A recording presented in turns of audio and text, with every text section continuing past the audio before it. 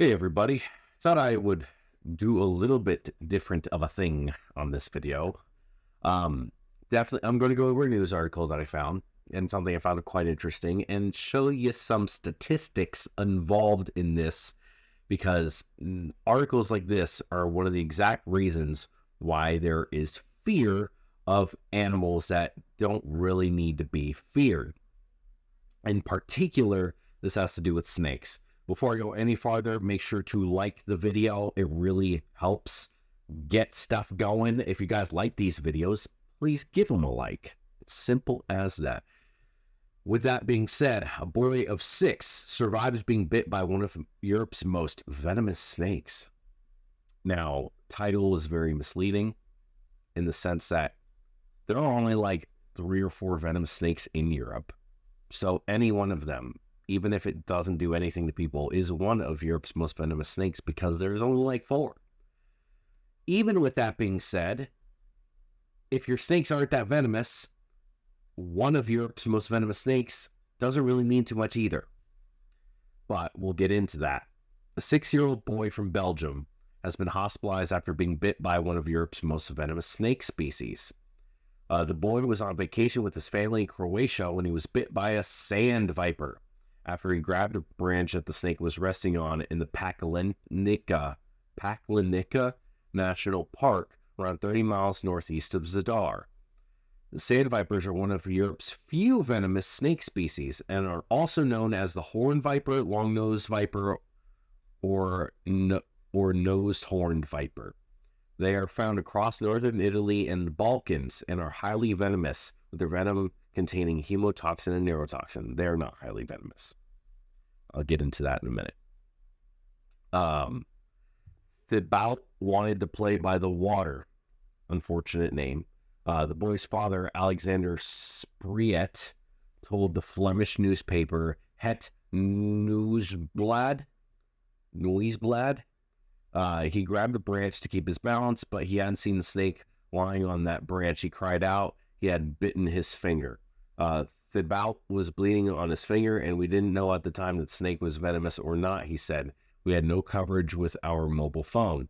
He immediately decided to return to the entrance. On arrival, I had seen a first aid station there. Around 5 million snake bites are recorded every year, of which 1.8 to 2.7 million are venomous, leading to around 100,000 deaths worldwide, according to the World Health Organization. In Croatia alone, around 5 in every 100,000 people are bitten by a snake every year, leading to around 2 deaths. Okay. Then they show a gaboon viper. You guys want to see exactly what I'm talking about? This is a gaboon viper right here. You can clearly say, if you know anything about snakes, you know this is a gaboon. Stock image of a sand viper. It says it right here. The boy was bitten in. So they're saying that the boy was bitten by this snake, and then they showed this snake, which is actually a European sand viper. Those are not the same snakes. These are not the same snakes at all. So that's the kind of shit we're dealing with here. With this being said right here, 5 million snake bites each year. Why does it matter if there's venomous or not? Like, it doesn't matter if there's non-venomous bites. Just what you don't really need to report that. There's more than that. I've been bitten a dozen times this year already by non-venomous snakes, mostly water snakes, and I have not reported a single one. You know, so like this, obviously this number is off. With all of that being said, this right here is very misleading because around the world, yes, there are about 100,000 deaths worldwide from snakes. You know where most of them are? Africa and India. Africa and India. Those are where the most snake bites occur, or death by snake bites. And they're by like 4 or 5 different species of snakes. Not any in Europe. So we'll go into that a little bit more in a little bit. Children, due to their smaller size, are more at risk than adults when bitten by venomous snakes. This is true, meaning that they need to reach medical attention faster in order to save them. The bout's parents carried him as they rushed him to get medical aid in the first aid point, which was around 45-minute walk away. In retrospect, it turned out to be the right choice. When you walk, your blood flows faster and the poison spreads faster, Spriet told Het Nieuwsblad. So the dad is an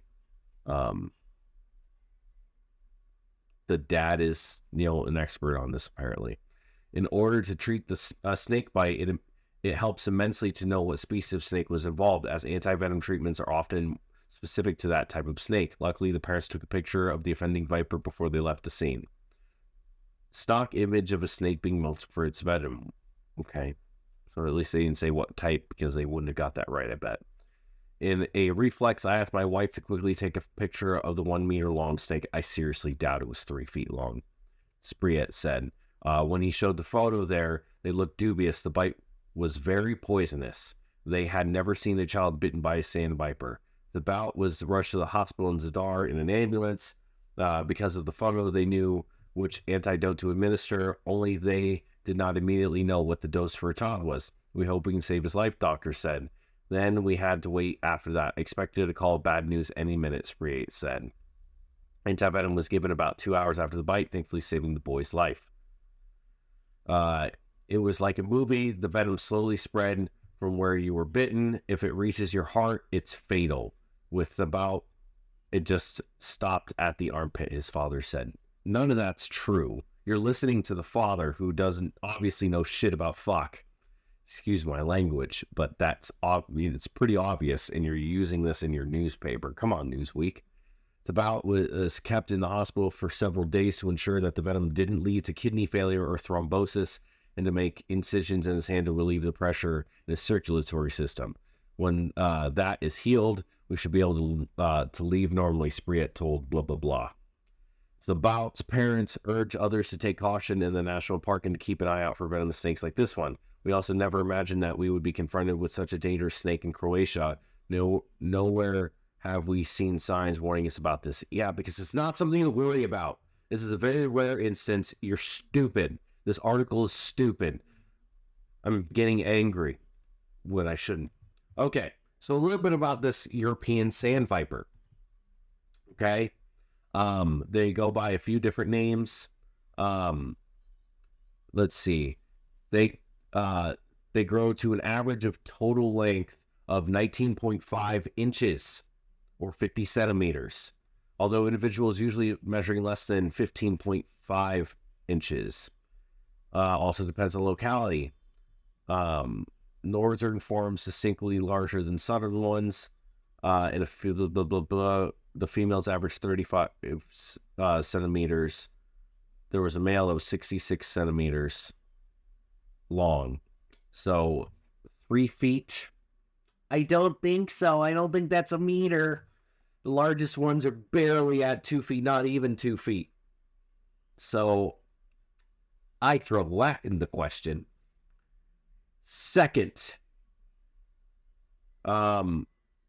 their venom. The venom. That's the important part.